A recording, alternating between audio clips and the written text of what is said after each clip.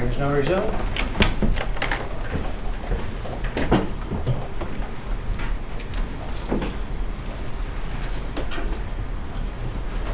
Good morning, Mr. Commissioner. We have, today we're starting the hearings on harvest management.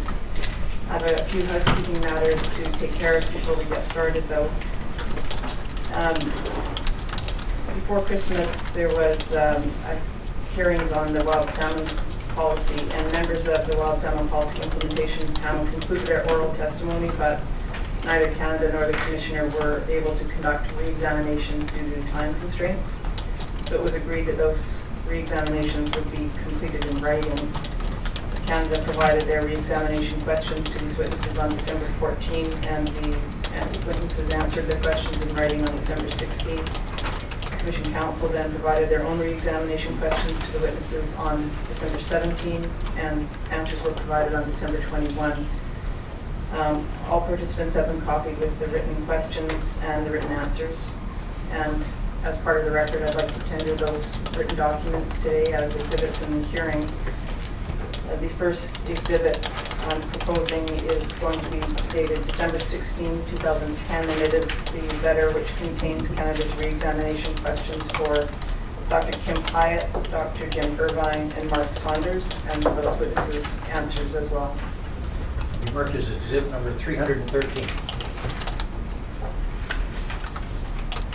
The next exhibit to be marked is a letter. Well, the next group, there's 4 separate letters, but I propose that they be marked as one exhibit, but A, B, C, D. And they would have 4 letters, all dated December 21. The first one is from Heather Stahlberg. The second one is Dr. Jim Irvine. The next would be Dr. Kim Hyatt. And finally, the last one would be Mark Saunders. Those 4 documents in sequence will be marked exhibit 313A, 313B, 313C, 313D.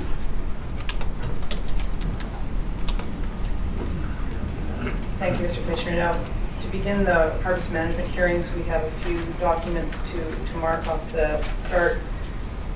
The first document we would like to mark is the policy and practice report prepared by the Commission, which is titled Overview of Fraser River Sockeye Salmon Harvest Management, November 9, 2010.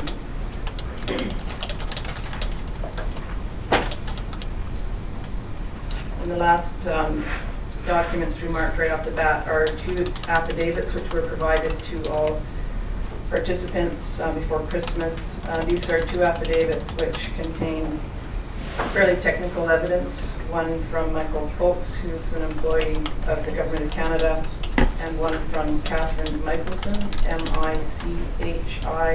MichielsenS, and she's an employee of the Pacific Salmon Commission. Both these affidavits were proposed to be tendered as exhibits, and all participants were asked if they required these persons to come and testify. I've received no responses to that, so I ask that these affidavits be tendered for use in the hearings. The first one is an affidavit number 1 of Michael Folks, Folkes, sworn December 14, 2010. Exhibit or PPR? This would be an exhibit. The exhibit number 314. And the next is the affidavit of Catherine Michelson, sworn December 15, 2010. Exhibit number 315. Thank you. And the last housekeeping matter is we had planned this morning to start with a panel of 2 witnesses from the Department of Fisheries and Oceans, Mr. Jeff Grout and Mr. Barry Rosenberger.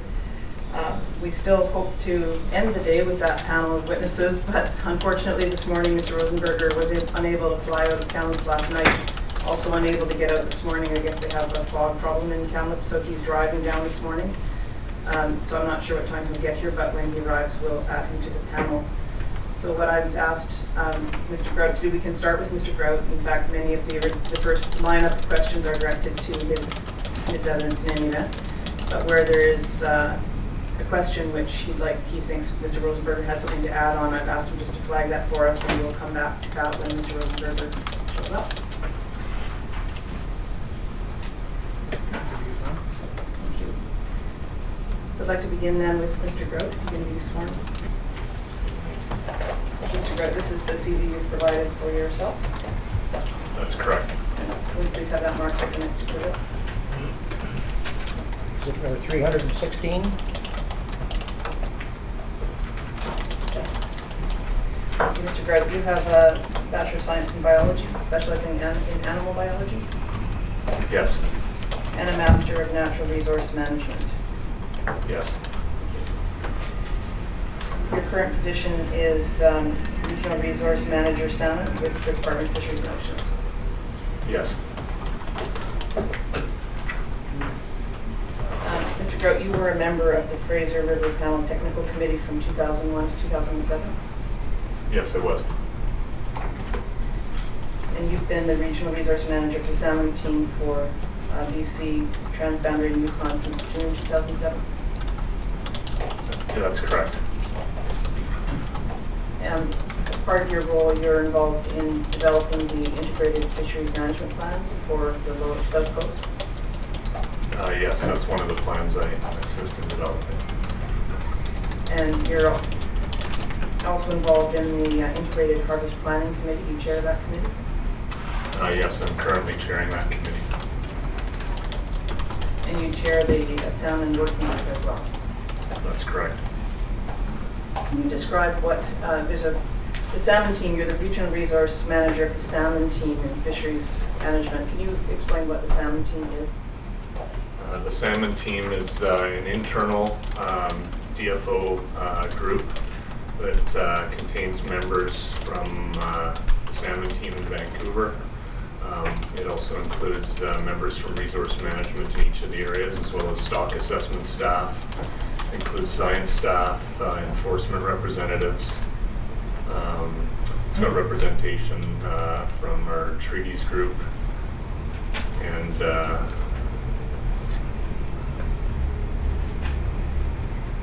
maybe a couple of individuals at NEST, but they're laid out in the terms of reference that we've got for the group.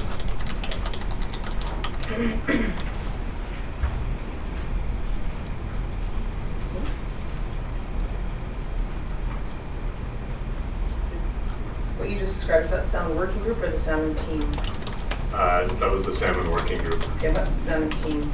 The salmon team refers to the group at regional headquarters in fisheries management in Vancouver. It includes the salmon team lead, myself, the salmon officer, and the recreational coordinator also currently reports to the salmon team lead. So now I just want to move to what I'm going to do with you today is try and go through the planning process for fisheries in BC. So we'll start with the pre-season planning process and hopefully move into in-season management. Well, I don't know if we'll get there today, but we'll get started anyway. So I wanted to start with the pre-season as it's described. Is it fair to say that for Fraser River Sockeye, the pre-season period begins with the November review, but really the bulk of the planning happens from January through to the beginning of June? I think that's fair to say that. The planning process is quite fluid through the year, and there isn't one fixed date when we would say we've moved from one element of the process to the next. In the fall, we're still completing our postseason reviews as well, but it's fair to say with the Outlook document, we're also looking forward to the next season as well. And what we call in-season begins with the first fisheries openings in June-ish and goes through till around October. That's correct. And then, as we said, postseason ends when the fisheries end and overlaps a little bit with some of the pre-season work in the fall, but it kind of goes into January probably. That's correct. And when is the IFMP, the Integrated Fisheries Management Plan, when is that created? It's a document that is created during as a result of our consultation processes in the spring. We release 2 drafts leading up to the final plan. The first draft we typically release in March, with a subsequent draft towards the end of April, with a final IFMP. We try to get that released by the end of June or very early in July. Okay, and just for the Commissioner's benefit, if we can just look at what the final IFMP looks at. We're going to come back to this in more detail, but just so that the Commissioner knows what it is. If you can turn to think in the binder we've given you it's tab 8, but the document is CAN 005186. This is the integrated fisheries management plan for southern BC from 2009. Yes. Okay. And it's hard to see when you're looking at it on the screen, Mr. Commissioner, but this is a document that is several hundred pages thick. Is that right? That's correct. Okay. So I'm not going to take you any more to that document right now. We'll come back to it later. I think actually before we leave it, I will mark this document as an exhibit. We will come back to it later. So that would that be. Exhibit number 317. How is the final IFMP produced in season? The IFMP itself is laid out in a number of sections, and it's meant to provide a guide for the in-season process. And to do that, we lay out the general context and the policies that are going to guide our fisheries in the coming year.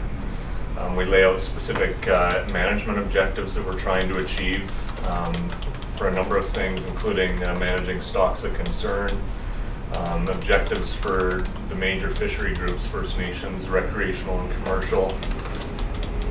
We also have enforcement objectives included there and enhancement as well, international objectives under the Pacific Salmon Treaty. It also includes a section that outlines the decision guidelines and the specific management measures that we would be considering for the use in the coming in-season period. And then more detail on each of the fishing plans for First Nations, recreational and commercial harvesters in separate sections.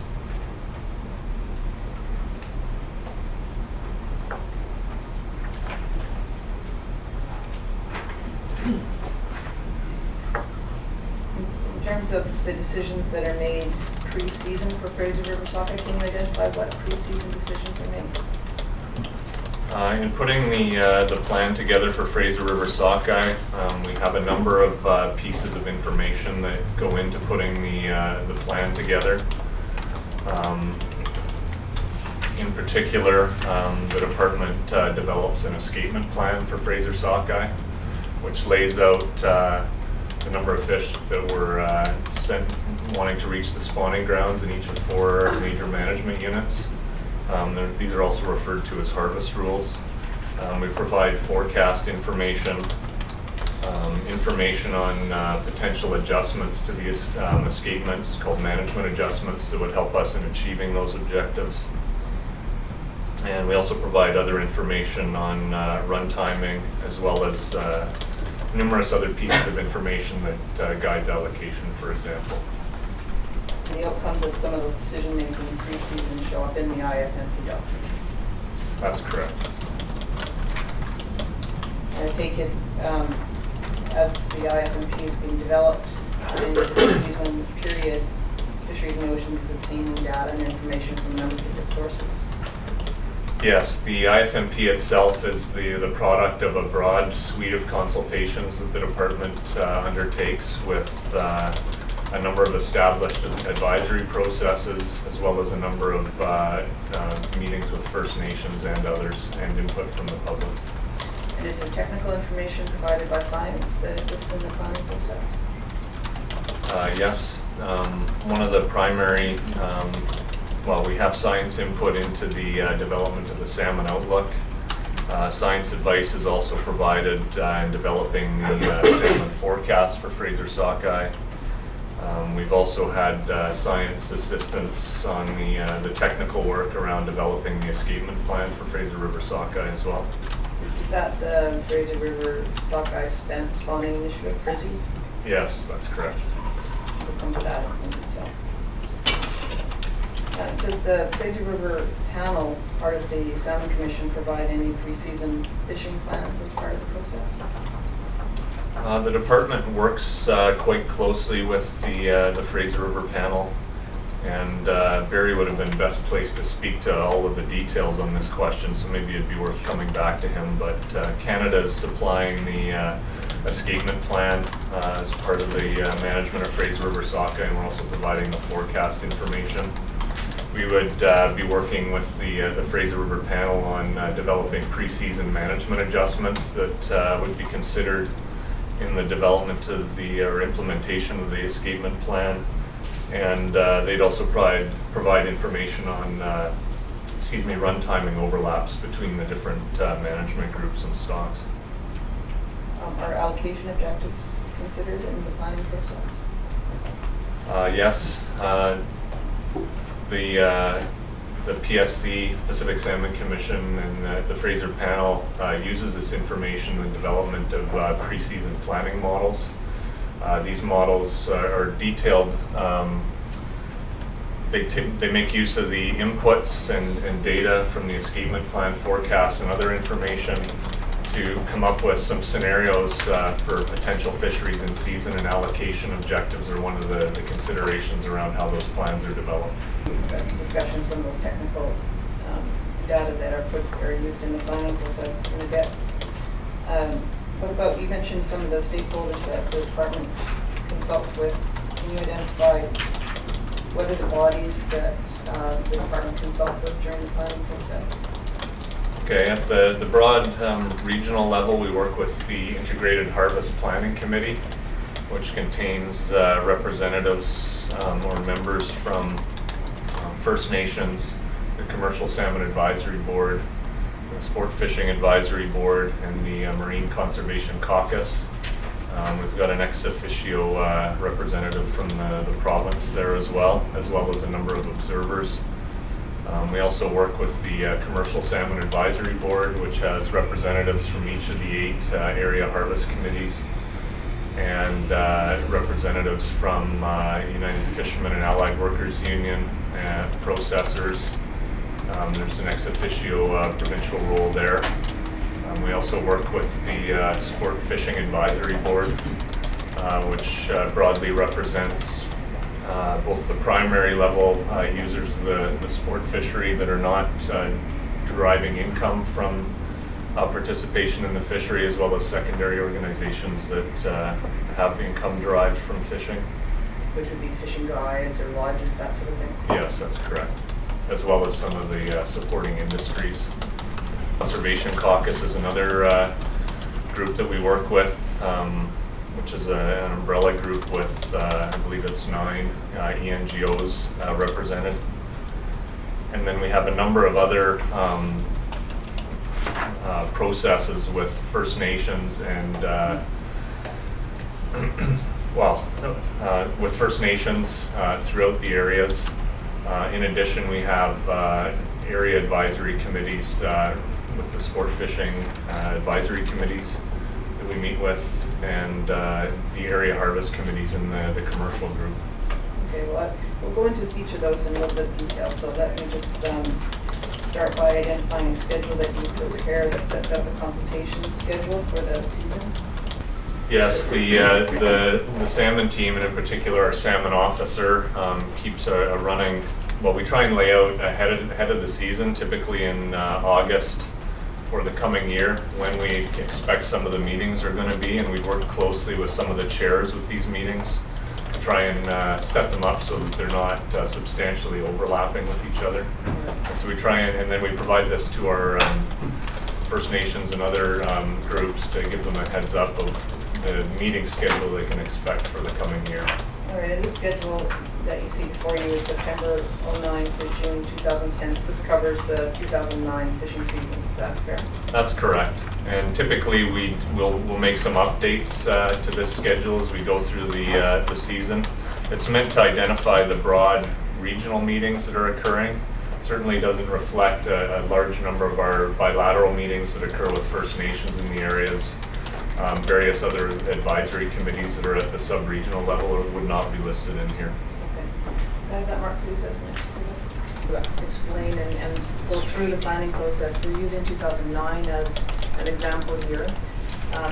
If there's been changes between 2009 and 2010, we'll try and identify those just to see where things have progressed. But for the most part, we're using this 2009 year as a sample to see how a year unfolds. Okay. Okay, so just looking at this schedule, if you look in the November period, that identifies some of the post-season review meetings. And and then it moves over to January where you begin, postseason continues into January, and then finally the preseason planning begins around the March period and carries on. So even as early as the November meetings, we're starting to get a sense of what some of the main issues are that we're going to need to address in the preseason planning for the coming year. All right, so let's go through some of the bodies that you just identified. First of all, starting with the Commercial Salmon Advisory Board of the CSAB. Who meets with the CSAB from Department of Fisheries and Oceans? I've been chairing the CSAB meetings that occur in the south and deal with Fraser River sockeye on behalf of the department. Typically, the salmon officer would also participate in those meetings as well as the key DFO managers for each of the commercial harvest areas in the south. So this committee in the southern part of BC would also have members from each of the area harvest committees for those fisheries. So we have the Area B seine fleet in the south. We have 2 gillnet fleets, the Area D gillnets, which is primarily in the Johnson Straits area, the Area E gillnet, which is Fraser River primarily, and Area 29 off the mouth. And then 2 troll fleets, the Area H troll, which is in primarily the inside waters of Johnson Strait and Georgia Strait, and then Area G troll, which is on the west coast of Vancouver Island. We also have representatives from the United Fishermen and Allied Workers Union, the processors, and an ex officio member from the province. So that's all part of the CSAB? That's correct. So those, the membership of the committee is actually laid out in the terms of reference for that committee. How often does the department meet with the CSAB pre-season? It can vary from year to year, the meetings that we have with this group. We usually do a postseason review meeting in January to review the southern BC fisheries, including Fraser sockeye. The next meeting after that is typically in April, where we go over the commercial salmon harvest sharing arrangements with the group and negotiate the allocations for the different gear types. So those are the primary meetings in developing the IFMP. And then also, of course, the different IHPC full meetings, which would be the November issues outlook meeting and the South Coast IHPC meeting in January, and then the 2 meetings where you review the IHPC. Right, so the Integrated Harvest Planning Committee typically meets 4 times a year. It meets as a full committee in November, March, and May.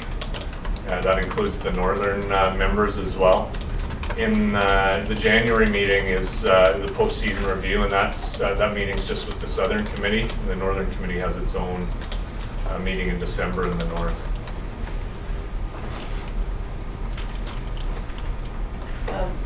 Does the department have any role in determining who will be represented on the CSAB? Which groups are represented in that process? Again, for the IHPC, we've laid out or developed a terms of reference for that committee, and it specifies the membership from each of the different components of the group. So we have 4 members specified for First Nations, 3 for the Sport Fishing Advisory Board, 2 for the Marine Conservation Caucus. This is just for the southern part. Yeah, no, I was asking about the CSAB.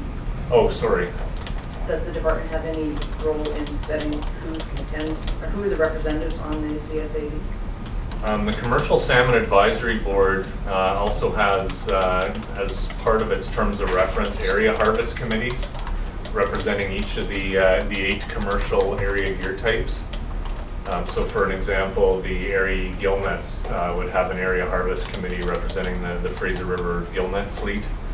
And we have harvest committee elections, and they elect representatives to their harvest committee.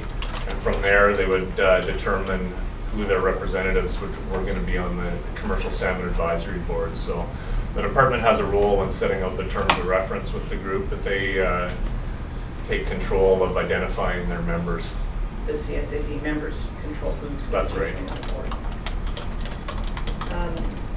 In your view, or the department's view, does the Commercial Salmon Advisory Board adequately represent the interests of the commercial fishing industry in the planning process? We've got a broadly representative process. Every license holder in the commercial fleet has an opportunity to elect members to their area harvest committees. And the committees' elections are actually every year, where they re-elect half of the committee for a 2-year term. So there's frequent opportunities to elect new members to the committee potentially. And one of the items in the terms of reference for the Commercial Salmon Advisory Board is adequate representation. I think it's fair to say that for the commercial salmon fleets, there's good representation and perspective from both the area harvest committees, or all of the area harvest committees, as well as the processors in the union. That's not to say they're all going to agree on issues that may arise at that committee, though. What is the Fraser River Integrated Management Team, FRINC, as it's called?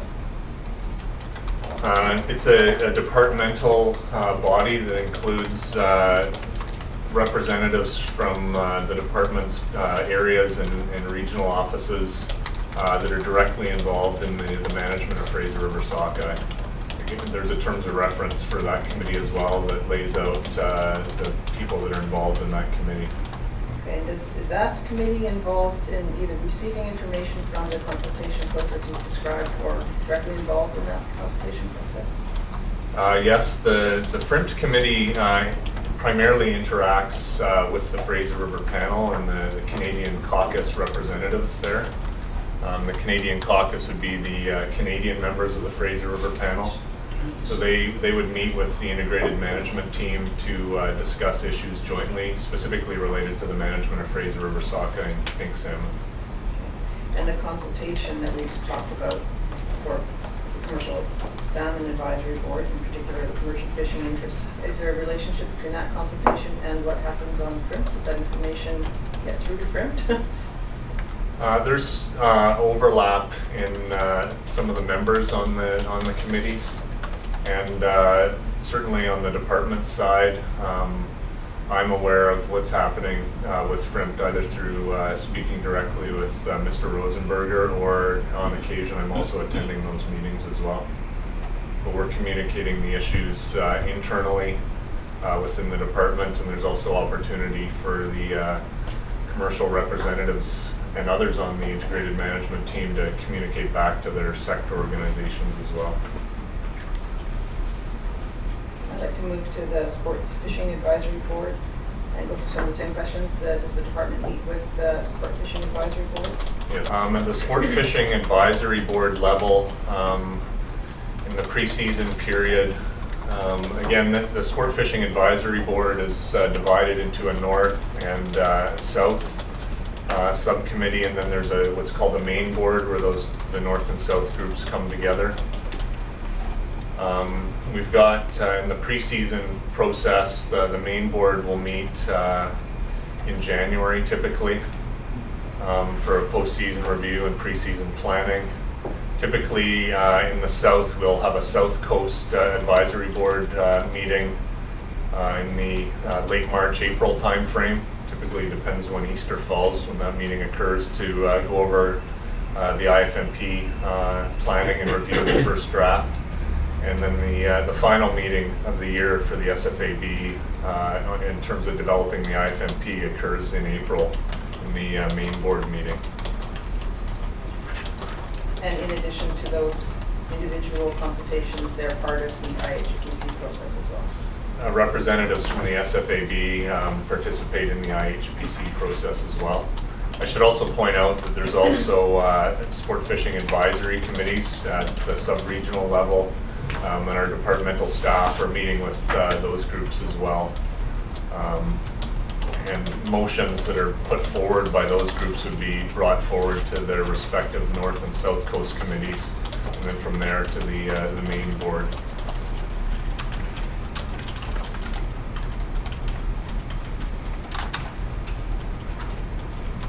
Who's represented on the SFAB, Sports Fishing Advisory Board? recreational coordinator that is primarily responsible for that committee, and I understand she'll be testifying later, but in a broad sense, the committee's intended to have majority representation from primary level users of the resource. So these are fishing interests that are not deriving income or a substantial part of their income from the resource. And the terms of reference lays out a number of positions for those individuals. We've got typically, or in the terms of reference, I believe it's 7 representatives in the north plus a chair, and then 7 in the south plus a chair.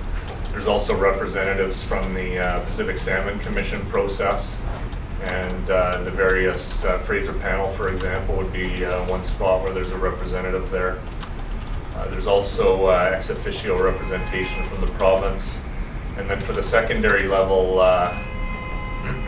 representation, there's a list of organizations that supply representatives to the SFAB, and these are groups that derive income from the sport fishery.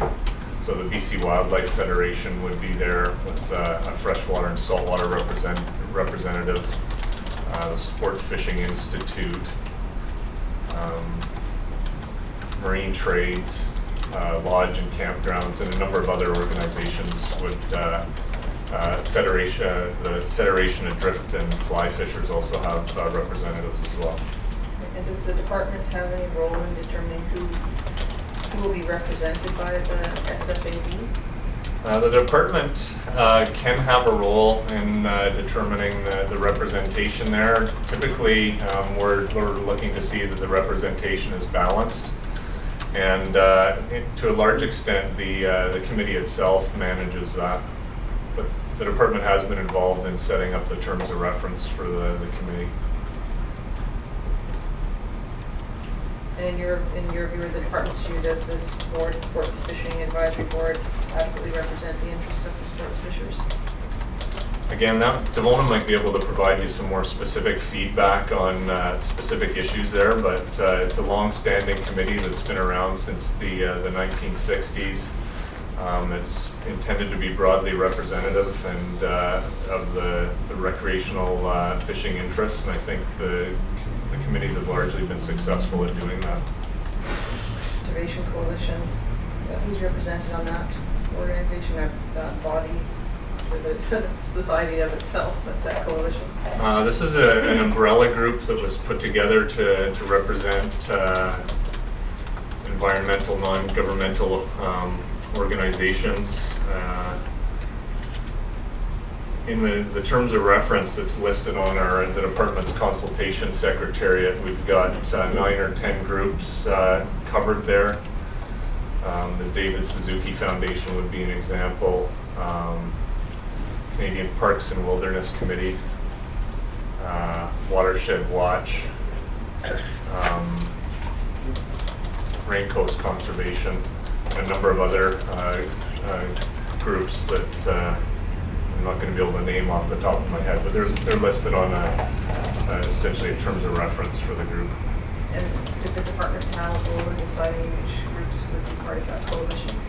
This group largely came together independently as a way to try and represent environmental, non-governmental, or ENGO interests, environmental non-government organization interests in the various planning processes that the department has, but it was pulled together independently. And it's got an executive steering committee. And how long has it been part of the planning process?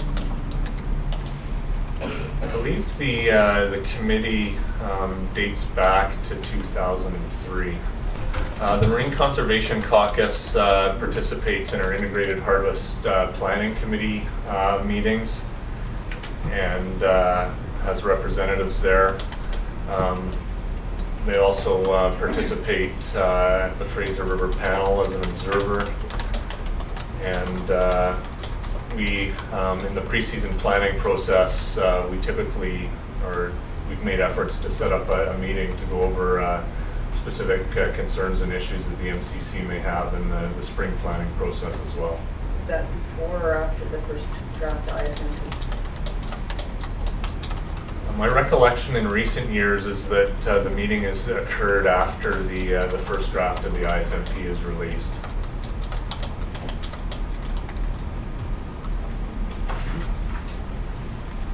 And in your view, does the Marine Conservation Coalition adequately represent the interests of the conservation community? At the IHPC level, I think it is doing a good job of representing the interests. I haven't personally had complaints from groups that felt they aren't being fairly represented, or the MCC was not doing a good job representing them. So I don't have any evidence to suggest that that's not the case. Does the department conduct meetings with different conservation groups in addition to the MCC? I'm not specifically involved in, I have not been specifically involved in those meetings, but they may have occurred from time to time. Okay, other than the groups, I mean, I know we haven't discussed the First Nations consultation process yet, but other than the First Nations consultation process, which Ms. Rosenberg will speak to, the Commercial Salmon Advisory Board and the other meetings that you described, Sports Fishing Advisory Board and other meetings you described, and the Marine Conservation Coalition, is there other opportunities for input and receive consultation or information from others within the department or external? Yes, in terms of developing the integrated fishery management plans each year, we do provide opportunities for input directly from the public. We have had input and advice from researchers or organizations that have done research in the past. The Pacific Fisheries Resource Conservation Council is an example of a group where we've had input from. So there's a number of other ways the department can get advice on developing the management plans each year. And what about internally from managers within DFO? Is there an avenue to receive input from area managers? Yes, in terms of the integrated fishery management plan itself, for the southern plan, we coordinate the production of that plan across our three areas in the south that the department has: South Coast, Lower Fraser, and the BC Interior, and then the region as well. We typically have set it up with a lead alternating from year to year in one of the areas in terms of bringing together the elements in the integrated fishery management plan. And we have subject experts identified for each of the components of the plan. So it's a case of a number of our staff, largely represented on the Fraser River Integrated Management Team, that are pulling together the different sections that go into developing the plan. Sockeye Fishery Review and also the Institute for Dispute Resolution recommendations there. It was put together in, I believe the first meeting was in 2004, and really the committee's intended to provide an opportunity for the different interests to come together and work on coordination of fishing plans and identify potential conflicts in areas where they need to work together across their fisheries to try and work things out. And you've prepared, or your department has prepared a document which sort of outlines this for people, and it's CAN 006515, and then you're binding there at tab 9, and you can see it on the screen as well. So this just outlines the structure of the committee, and it also identifies the meeting schedule and committees, and it also that there's an independent facilitator of the meetings. Is that right? That's correct. I would note the province has also been involved in this committee as well as an ex officio member, and that's doesn't appear to be shown here. Right, so there should be a little box after on the same line as DFO, Commercial, Rec, First Nations, and Conservation. That's correct.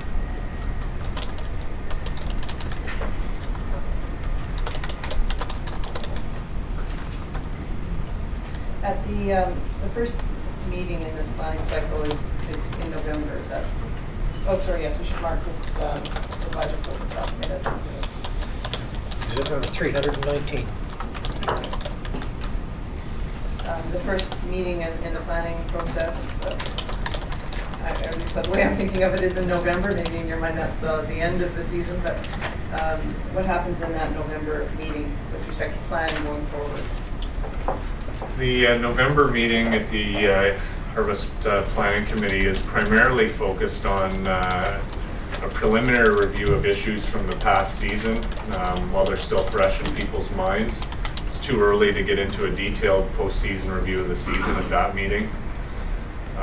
We also, I should point out that the Integrated Harvest Planning Committee has a subcommittee that develops the agenda for each of these meetings, consisting of representatives from each of the groups. So while we've got a broad purpose for the meeting, which I'll outline, they can also request to have specific information on other topics added to the agenda, or at least the department to consider.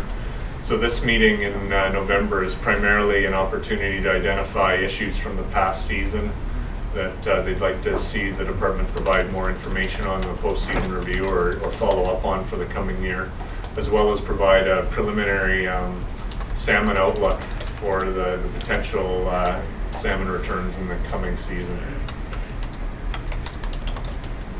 Does the department also look to the participants for advice on different issues at that meeting? Yes, we would. And the salmon outlook document is CAN 003053. This is a document that is the salmon stock outlook. It's dated November 8, 2008, so this is the document that would be forward-looking for the 2009 year. That's correct. And who prepares this outlook? And so would this document be presented at the November meeting? Yes, we would provide a hard copy of the, or a paper copy of this document, as well as a presentation of the key information that it contains. Could I have that marked, please? So the 320? And who prepares that salmon outlook document? This document is put together by our core science staff and as well as area stock assessment staff. How is that, or what's the purpose of this document? It's fairly long and fairly detailed. The intention of the document is to provide a broad scan of the status category on a scale of 1 to 4 for a number of salmon stocks in the region. I believe this document contains up to 93 of those stocks, so by the major species as well as major stocks within each of those. In 2009, we hadn't aligned this with the wild salmon policy conservation units, but that's work that's being developed.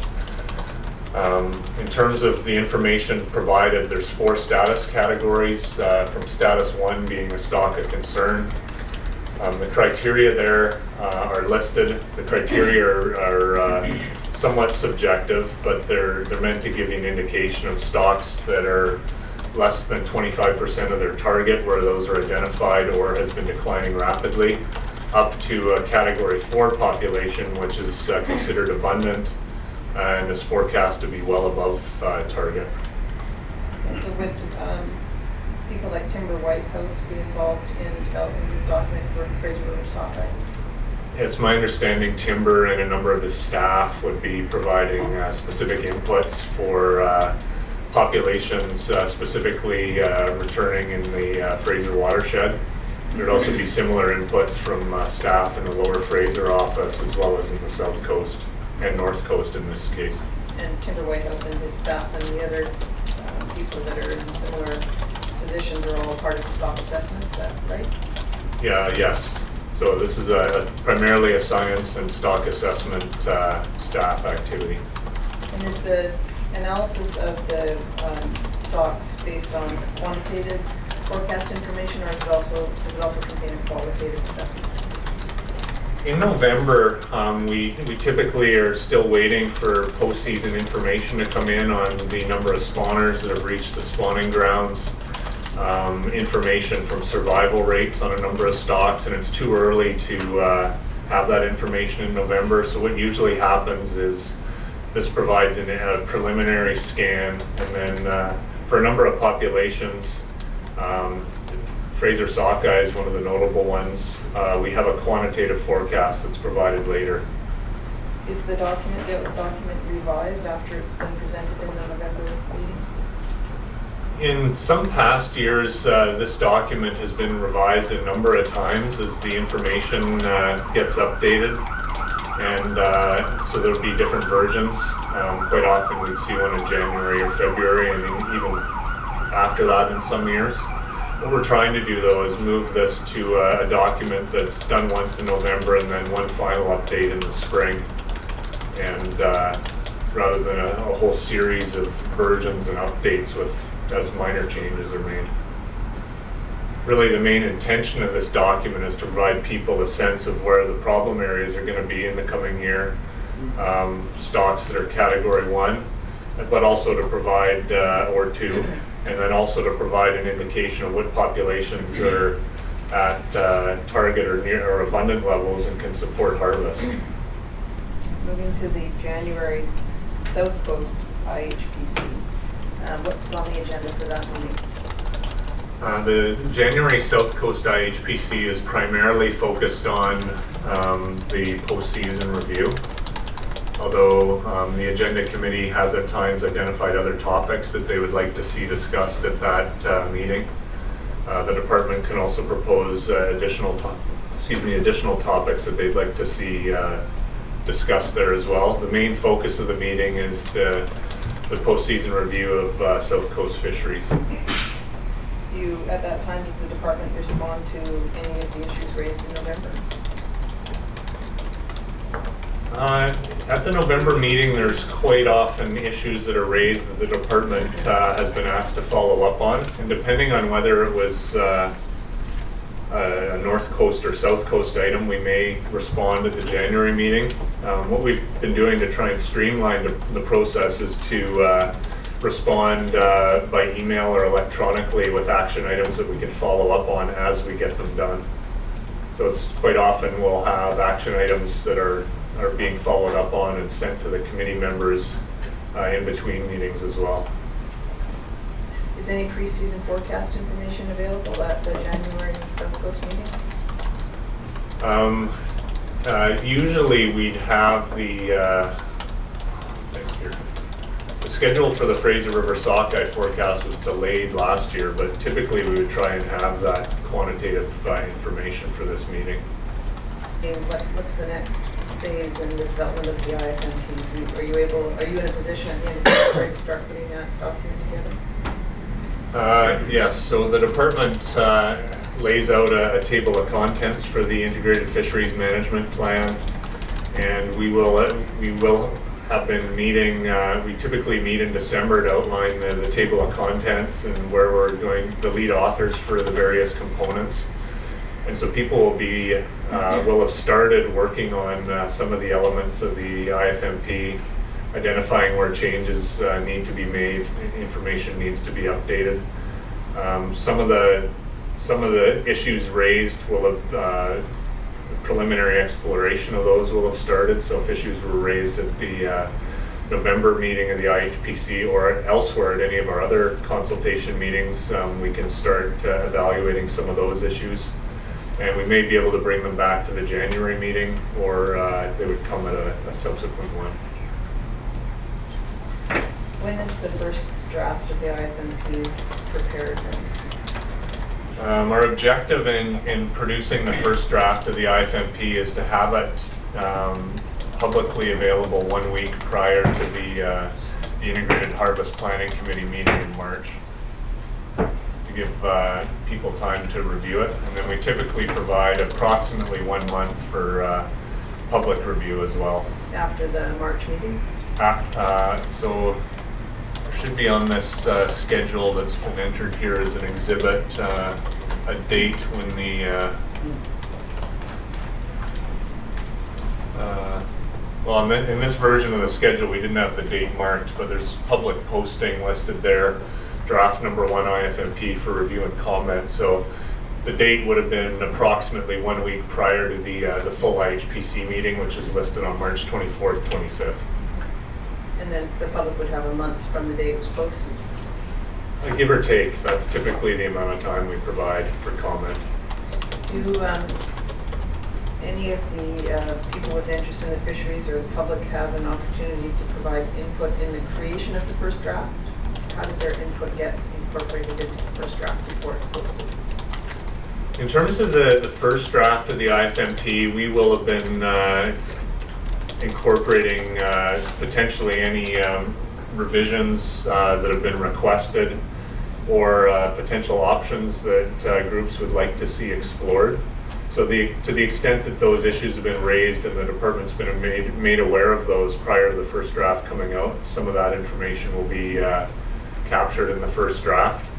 There will be other things that are not raised until after the first draft goes out, and they would not be dealt with until after the first draft is gone. So it's a mix of the two. We do have some input that's incorporated before, but we also receive new input as well after it's released. One of the issues I think that has to be settled before you do the first draft is the pre-season forecast, which is prepared by science. Is that right? That's correct. So I'd like to look at that process now. Who within the Department of Fisheries and Oceans is responsible for doing the pre-season forecast? Currently, Sue Grant with Stock Assessment in the Lower Fraser office has been putting the forecast document together. For a number of years before that, it was Al Cass Science. And this, she prepares a pre-season forecast paper, is that right? There's one of two things that can happen with our forecast documents. If the forecast is being done with an approved methodology that's been used in the past and has a previous research document supporting it, then a shorter update of the forecast is done. It's called the SAR document, and I can't recall off. Science Advisory Report. Science Advisory Report, thank you. If there's been a substantial revision or change to the methodologies, then a longer research document would be done with typically a Science Advisory Report is also produced to summarize the research document for the public as well. And that document, the Science Advisory Report, is provided to who in your organization? Is it provided to you or to Mr. Rosenberg, or is it?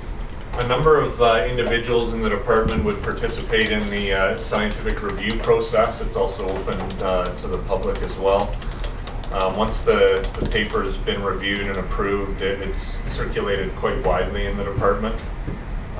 Certainly in developing the IFMP, Barry and I are paying close attention to the development of the forecast. He's using it and taking it to the Fraser panel process, and I'm keeping my eyes open for it to go into the IFMP document. Okay, now Sue Grant will be coming here, and we'll have a session with her on the development of pre-season forecast, so we don't need to get into a lot of detail of that process with you, because we'll have her here to talk about exactly how that modeling is done and what documents are produced. But I think it would be useful for this session to understand how the output is used by you in planning. So just in terms of, just from an overview sense, what information is generated by that forecasting process that is used by you in the IFMP? The forecast provides detailed information of the range of returns expected for salmon, a number of key salmon stocks, 19 of them to be precise. It provides information on ranges of returns at specified probability levels to give people a sense of the uncertainty of the potential returns. And it provides some information on the overall returns for Fraser sockeye that might be expected given the combination of the stocks that make up the forecast. Numbers are held with juvenile fish? The forecast methodology uses a number of different potential models, and in going through that, Sue Grant is probably the best one to give you the details of those, but one of the primary models that's used is the relationship between the number of spawners 4 years prior and the number of returns that you might expect, given that most Fraser sockeye mature as 4-year-olds. So a number of the models make use of that information. There are some populations where we have juvenile information and smolt out migration, which can inform the forecast. Choco Lake in particular, and also Cultus Lake. And we get information for those populations from fences at the outlets of those lakes where the juveniles can be counted. So in the cases of those populations, those are actually the best models to use in the forecast. And there's also some models that just look at averaging over previous years, so they're not explicitly biological mechanisms to do the forecast. They're looking at recent averages or recent cycle line averages as ways to produce the forecast information. And as I said, we'll get into some of the detail of all that when Sue Grant is here. Does the forecasting information contain information about the status of the marine environment where the fish live for a couple of years? In the past, the forecast document may have included commentary on some of those issues, but I think in a very limited way. In the last couple of years in particular, the department's been looking at how we might incorporate information from some of the various different marine indexes that could be used to perhaps strengthen the power of the forecasting, but I think it's preliminary efforts at that work, and it's a work in progress.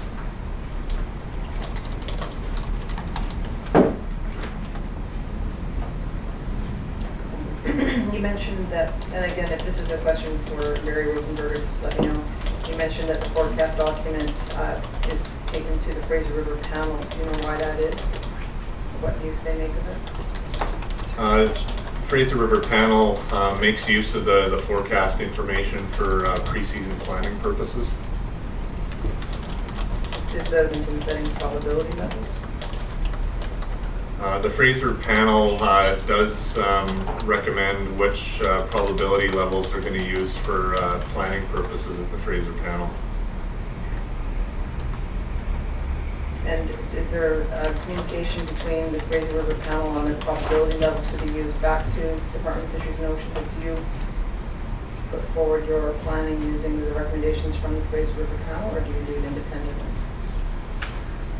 We're working typically closely with the Fraser panel on that. So if there's a probability level chosen by the Fraser River panel, we would expect to see that in the IFMP as well?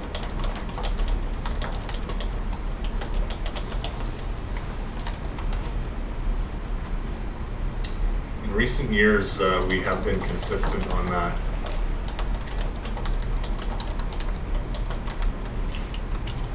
Now,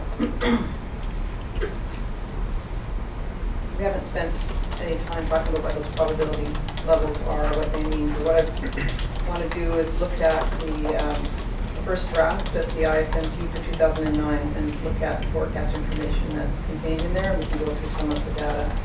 So the first draft of the IFMP is CAN 004017, and that should be in tab 6 in your binder. At the bottom of the page, the number, CAN number with an underscore and then the page number. Now we use those page numbers as references. So if you go to 64, you'll see a pre-season. Oops, yeah, there. Table 9 has a preseason forecast for 2009 by stock, timing, group, and probability. So looking at that document, is this information which is taken from the Science Advisory Report that's prepared by Sue Grant? Yes. I should mark this first draft of the IFMP as an exhibit. Exhibit number 321. All right, so let's just go through some of the columns to help people understand what's being shown here. If we look across the headings, you'll see mean run size, all cycles, 2009 cycle. What is that referring to? What are those columns referring to? Maybe a bit of context here. For Fraser River sockeye, as I mentioned, they primarily mature as 4-year-olds. In some of these stocks, we do see a 4-year period of abundance, which can have quite different levels of abundance on the different cycle lines. So in terms of the mean run size here, all cycles means overall historical years, so all 4 cycle lines. The 2009 cycle refers to returns from 2009, 2005, 2001, just on that individual cycle. So it gives you an idea of whether you're on a dominant or abundant cycle line of abundance for some of these stocks relative to the average abundance. Right. And if we look on the far left side, it says stock by stock timing group, and then it has all the different stocks that are measured in this model. Is that right? Within the runtime groups. So the 4 runtime groups are early Stewart, early summer, summer, and late. And within it are the different stocks in those runtime groups. That's correct. And there's a number that are listed as miscellaneous stocks. Yes. And the next table has CUs, table 2. Those are referencing the conservation units that are contained within those stocks that are used in the model. Yes. And forecast model, I'm not going to ask you to go through that. I'll deal with that through Ms. Grant when she's here. The next column over probability of achieving specified run sizes, 0.1, 0.25, 0.5, 0.75, 0.9. What is that referencing? This information refers to the cumulative probability distribution, which gives you a sense of the likelihood of different returns occurring. So on the early Stewart line under 0.1, it's telling you there's a 10% chance or a 1 in 10 chance of having a return of 645,000 or more. At the 0.5, it's saying there's a 50% or a 1 in 2 chance of having a return of 255,000. And at 0.9, it's saying there's a 90% chance or 9 out of 10 chance your return will be 107,000 or more. Okay. And just because that's going to be confusing, I just want to identify there's been a change to the way those probabilities are described in the 2000 years forecast document going forward. Can you explain what that change is? What has been done is we've essentially used the inverse of the probability levels here in terms of reading through the table for 2010. So when you look at a 2010 IFMP, the probability levels will be of achieving the run or less. And so it's really the inverse of what's shown here in this table. Okay, so we have to be careful when we're looking at these documents and talking about probabilities, which method we're referring to, because there is a switch which creates the reverse in 2010. That's right. Now, why is this information presented? How is it expected to be used by people reading the document and by the department in planning? Well, the forecast information explains some fraction of the variation in potential returns based on the historical data. The amount of variation that's explained can vary across stocks. In some it can explain quite a lot of the variation, in some not as much. So the forecast can give you an idea of the range of returns that are possible for the population and the probabilities of those returns occurring. The information is used at the Fraser panel for pre-season planning purposes and developing potential fishing plans for the various groups if in fact a specified return level were to occur during the upcoming season. I've talked about one change in 2010 to the forecasting, the way the data is presented, but there were some other changes required in 2000, or not required, but implemented in 2010, and I will ask Sue Grant to explain what those are, but I'm wondering if you could just explain why changes were deemed needed to the forecasting model after the 2009 year. In 2010, there were some substantive changes made to the methodology for forecasting, which required a research document to be done. In that document, there was concern about the recent declines in productivity and forecasts essentially being higher than what was actually returning. And so in the new work in 2010, there were some new models introduced that included the sort of historical basis for forecasting, which was to include all years.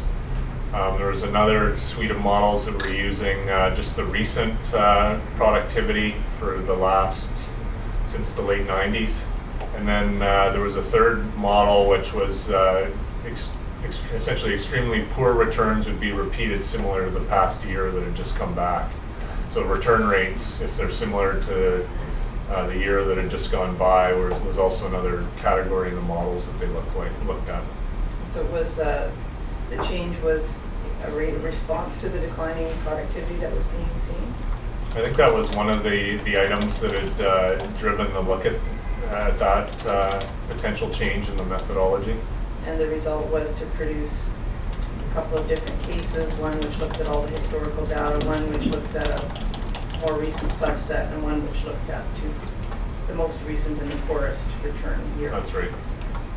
And as I said, I'll talk to Sue Grant about all the details of how that was put together. Just here, I just felt it was important to understand the reason why that work was done.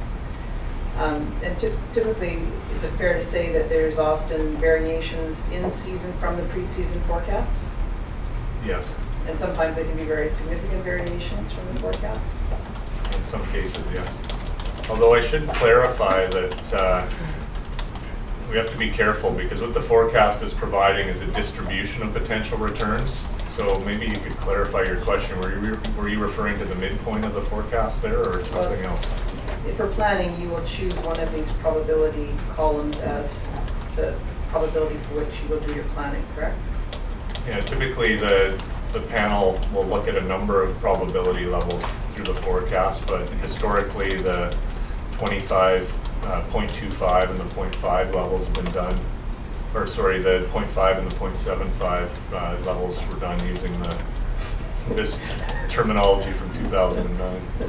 Okay, and so you would settle on a probability and plan based on that probability for developing your pre-season planning. Yeah, so pre-season planning would look at different slices, if you will, through the distribution and the returns associated with those. So if your question was, have the in-season returns differed from some of those discrete estimates at times, the answer is yes, but Sue could better give you a sense of how well the whole distribution has captured the range of outcomes. Okay, well, my next question just is, are fishing decisions for Fraser River sockeye in season based on the pre-season forecasts, which are shown in the IFMP document? There may be specific cases where the pre-season information is providing some information at the start of the season, but where the department and the Fraser panel focuses its management on the assessment of actual returns in season. Okay, so if the in-season management is really being completed based on what's appearing in season and not on the forecast, why is so much time spent on the forecast? What's the point of it? Well, this is a point Barry may want to comment on as well when he gets in later, but the forecast does provide information. The relationships do provide some explanatory power in terms of explaining the number of returns that may come back from previous year's spawners, or the number of juveniles that migrated out from some of the systems. It does give you a probability distribution on the range of potential returns. This can provide assistance to people considering how their fisheries might unfold in the summer.